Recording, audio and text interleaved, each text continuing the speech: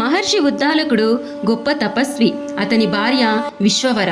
ఈ పుణ్య దంపతులు ఎన్నో యజ్ఞయాగాలు చేసి సుప్రసిద్ధులైనారు. అయితే ఉద్దాలకుడు చాలా ఆవేశపరుడు. కానీ భార్య విశ్వవర చాలా జ్ఞాని, మహాతపస్సంపన్నురాలు, భర్తని దైవంగా భావించేది. వీరిరువురు ఎన్నో దానధర్మాలు చేసేవారు. కానీ వీరికి సంతానం మాత్రం లేదు. ఆమెలో అసంతృప్తిని గమనించిన ఉద్దాలకుడు, విశ్వవర, ఎందుకు బాధపడతాం? మనం ఒక యజ్ఞం చేద్దాం. అన్ని రకాల యోగ్యుడైన బిడ్డను దేవతలు మనకు ఇస్తారు అని అంటాడు. ఇరువురు కలిసి ఒక యాగం చేస్తారు. యాగ ఫలితంగా ఒక మగబిడ్డ పుడతాడు. ఆ బిడ్డకు నచికేతుడు అని నామకరణం చేస్తారు. బాలుడు గొప్ప తేజస్వి, జిజ్ఞాసపరుడు, ఆధ్యాత్మిక చింతన కలవాడు. బాల్యంలోనే అతనికి చాలా సందేహాలు కలిగేవి. వాటికి ఎవరూ సమాధానాలు చెప్పేవారు కాదు. నచికేతుడు ఆశ్రమంలో తల్లితో కలిసి ఎన్నో పూజాధికాలు చేసేవాడు.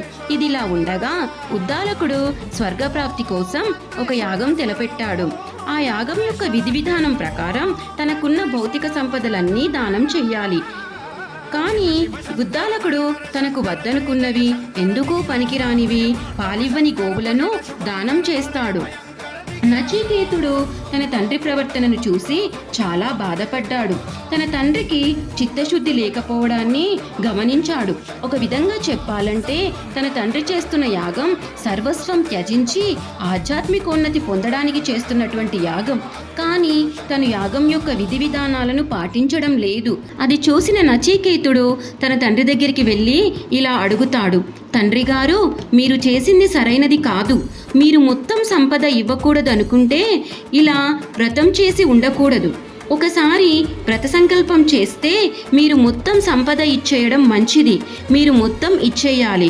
కాబట్టి నన్ను ఎవరికి ఇస్తున్నారో చెప్పండి అని అంటాడు. దానికి తండ్రి కోపంగా, నేను నిన్ను యముడికి ఇస్తాను అని అన్నాడు. యముడంటే మృత్యువుకి ప్రతీక. ఇది నిజమనుకుని ఆ బాలుడు యముడు దగ్గరికి వెళ్ళడానికి సిద్ధమయ్యి వెళ్తాడు కూడా. కానీ నచికేతుడు వెళ్ళే సమయానికి యముడు అక్కడ ఉండడు. ఆ సమయానికి యముడు బ్రహ్మదర్శనానికి వెళ్తాడు. నచికేతుడు యముడి కోసం 3 రోజులు ఎదురు చూస్తాడు. చిన్న పిల్లవాడు ఆహారం నీరు లేకుండా యముడి ఇంటి ముందు ఎదురు చూస్తూ కూర్చున్నాడు. 3 రోజుల తర్వాత యముడు రాగానే యమభటులు యముడికి బాలుణ్ణి గూర్చి చెప్తారు. ఆకలితో అలసిపోయి ఉన్నాడు, కానీ పట్టుదలతో ఉన్నాడు. కదలకుండా అక్కడే కూర్చున్నాడు. అక్కడ ఇక్కడ ఆహారం కోసం కూడా వెతుక్కోలేదు. అతని పట్టుదలను చూసిన యముడు చలించిపోయి, నువ్వు పూజించదగిన వాడివి. నీవు నా దర్శనానికి ఎందుకు వచ్చావో నాకు తెలీదు. కానీ నువ్వు ఈ విధంగా నా కోసం వేచి ఉండటం చాలా గొప్ప విషయం. నీకు ఏమి కావాలి? నేను 3 వరాలు ఇస్తాను, కోరుకో అన్నాడు. దానికి నచికేతుడు నమస్కరించి, యమధర్మరాజా, నేను ఇంటికి వెళ్ళగానే మా నాన్నకు నాపై కోపం పోవాలి అని అడిగాడు. సరే, నీవు ఇంటికి వెళ్ళగానే మీ నాన్నకు నీపై కోపం పోయి నిన్ను ప్రేమగా దగ్గరికి తీసుకుంటాడని చెప్పాడు. దానికి నచికేతుడు 2వ వరంగా, నా ముక్తికి నేను చేయాల్సిన కర్మలు, యాగాలు, హోమాలు ఏమిటో చెప్పండి అని అడిగాడు. దానికి యమధర్మరాజు అన్ని రకాల విద్యలను నచికేతునికి ఉపదేశించాడు. అనగా అగ్ని విజ్ఞానం గురించి ఉపదేశించాడు. నచికేతుడు 2 వరాలు పొందాడు. కానీ ఈ 2 వరాలు నచికేతుడి ఆధ్యాత్మిక జిజ్ఞాసను తృప్తిపరచలేకపోయాయి. దానికి నచికేతుడు 3వ వరంగా, మానవుడు మరణించినప్పుడు ఏమవుతుంది? మనిషి శరీరంలో ఆత్మ ఉందని, ఆ ఆత్మ మనిషి చనిపోయాక కూడా ఉంటుందని వాదిస్తున్నారు. ఈ విషయంలో నాకు సత్యాన్ని చెప్పండి అని నచికేతుడు యముణ్ణి 3వ వరంగా కోరాడు. ఆత్మతత్వాన్ని తెలుసుకోవడానికి అందరికీ అర్హత ఉండదు. కనుక నచికేతుణ్ణి యముడు పరీక్షించదలిచాడు. కనుక ఓ నచికేత, ఆత్మతత్వాన్ని గూర్చి దేవతలకి కూడా సంశయమే. ఆ ఆత్మ విషయం అతి సూక్ష్మమైనది, సామాన్య జనుల జ్ఞానానికి అందనిది. కనుక నచికేత, నీవు ఈ విషయం తప్ప లోకంలో ఎవరికీ దక్కని భోగభాగ్యాలు, సంపదలు కోరుకో, ఇస్తాను. కానీ ఈ మరణ సంబంధమైన ప్రశ్న అడగవద్దు అని అన్నాడు. కానీ యముడి మాటలు నచికేతుని జిజ్ఞాసను ఆపలేకపోయాయి. అప్పుడు నచికేతుడు, నువ్వు చెప్పిన సంపద భోగాలు అన్నీ అశాశ్వతమైనవి, శాశ్వతంగా ఉండవు, కావున నాకివేమీ వద్దు అన్నాడు. యముడు నచికేతుని పట్టుదలకు మెచ్చి ఆత్మతత్వాన్ని ఈ విధంగా బోధించాడు. మనిషి అనుసరించడానికి 2 మార్గాలున్నవి. మొదటిది శ్రేయో మార్గం. ఇది శాశ్వతమైనది. ఇది విద్య వల్ల కలుగుతుంది. మొదట కష్టం అనిపించినా చివరకు శాశ్వతమైన సుఖం దొరుకుతుంది. పండితులు ఈ మార్గాన్ని అనుసరిస్తారు. ఇక రెండవది ప్రేయో మార్గం. తాత్కాలిక సుఖాన్ని కలిగించేది. ఇది మొదట సుఖాన్ని కలిగించినప్పటికీ తర్వాత కష్టం అనుభవించక తప్పదు. ఈ 2 మార్గాలు ఒకదాని తర్వాత ఒకటి మానవుణ్ణి సమీపిస్తాయి. పండితుడైన వాడు బాగా ఆలోచించి సరైన మార్గాన్నే అవలంబిస్తాడు. నీవు స్త్రీ, సుఖ, ధన సంపదలన్నీ వద్దనుకున్నావు, త్యాగం చేశావు. నీవు విద్యను కోరుకున్నవాడివిగా అనుకుంటున్నాను.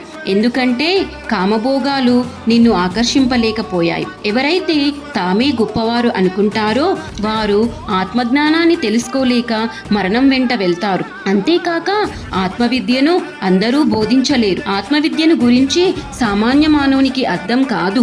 ఈ ఆత్మవిద్యను బ్రహ్మజ్ఞాని అయిన ఉత్తమ గురువు వద్ద మాత్రమే నేర్చుకోవాలి. ఓ నచికేత, నీవు ఈ సంపదలన్నీ తృణప్రాయంగా వదిలివేశావు. నీవు మహాజ్ఞానివి, తపశ్శాలివి. ఆత్మ సూక్ష్మమైనది, కావున మనం కంటితో చూడలేం. దాని గురించి మనం తెలుసుకోవాలంటే మనసుని ఇతర విషయాల మీదికి మరల్చకూడదు. ఆత్మతత్వాన్ని తెలుసుకొని సుఖదుఖాలు వదిలిపెట్టాలి. పండితుడైన మానవుడు ఆత్మను శరీరం నుండి వేరు చేసి సూక్ష్మమైన ఆత్మను తెలుసుకోగలుగుతాడు, ఆనందిస్తాడు. దానికి నచికేతుడు, ఓ యమధర్మరాజా, భూత భవిష్యత్ వర్తమానాల కంటే భిన్నంగా నీవు దేనిని చూస్తున్నావో దాన్ని నాకు ఉపదేశించు. అప్పుడు యముడు నచికేతునితో, దేన్ని పొందడానికి అనేక మంది సర్వసంగ పరిత్యాగం చేస్తారో అదే ఓంకారం. ఓంకారం బ్రహ్మప్రాప్తికి మూలమైనది. ఆత్మకు మరణం లేదు. ఆత్మ పుట్టదు, మరణించదు, శాశ్వతమైనది. ఆత్మ అణువు కంటే సూక్ష్మమైనది. మనస్సు, శరీరం మరియు భౌతిక నియంత్రణల వల్ల ఆత్మను గ్రహిస్తాడు. అప్పుడు అతనికి శోకం అనేది ఉండదు. ఆత్మ జీవుని హృదయంలో ఉంటుంది. పరమాత్మను కేవలం భక్తితో మాత్రమే తెలుసుకోగలం. మోక్షం పొందాలంటే సత్కర్మలనే చేయాలి, ఇంద్రియాలను జయించాలి.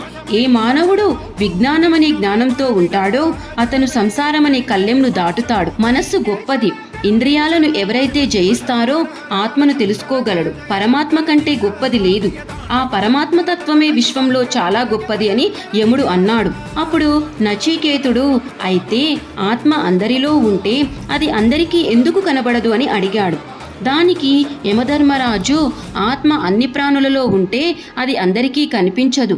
ఆత్మజ్ఞానం కలగాలంటే ఇంద్రియాలను, మనస్సులను అదుపులో ఉంచుకోవాలి. పరమాత్మ తత్వం తెలుసుకున్నవాడు మాత్రమే ఆత్మను చూడగలుగుతాడు. ఎవరైతే ప్రాపంచిక సుఖాలను కోరుకోరో జనన మరణాలను పొందరు, అమరత్వం పొందుతారు. ఆత్మకు సుఖాలు అవసరం లేదు. పరమాత్మ అంతటా ఉన్నాడు. ఎవరు ఆత్మ ప్రభావం వల్ల జాగరూకతతో వారు మాత్రమే పరమాత్మను చూడగలరు. విజ్ఞాన స్వరూపి ఆత్మ.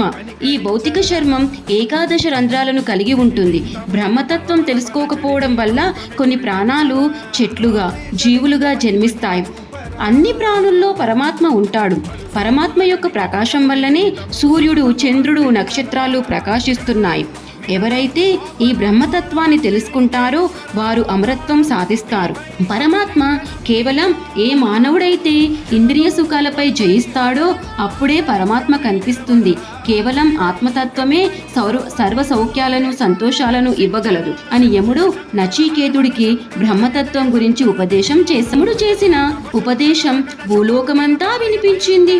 ఆకాశం నుండి భూమికి తేజస్సులా వచ్చిన నచికేతుడిని చూసి తల్లిదండ్రులు ఆశ్చర్యపోయి అడగగా నచికేతుడు జరిగినదంతా తల్లిదండ్రులకు చెప్పగా అక్కడి వారంతా ఉద్దాలకుడితో, ఇతడు ఎంత గొప్పవాడు, ఆత్మతత్వం తెలుసుకున్నాడు, ఇతని వల్ల మీ యాగఫలం రెట్టింపయ్యింది, మరియు నచికేతుడు నచికేతాగ్నిగా వచ్చాడు, ఇతని వల్లే ఆత్మవిద్య భూలోకానికి వచ్చింది అని అన్నారు. ఆ ఘనత నచికేతునికి మాత్రమే దక్కింది.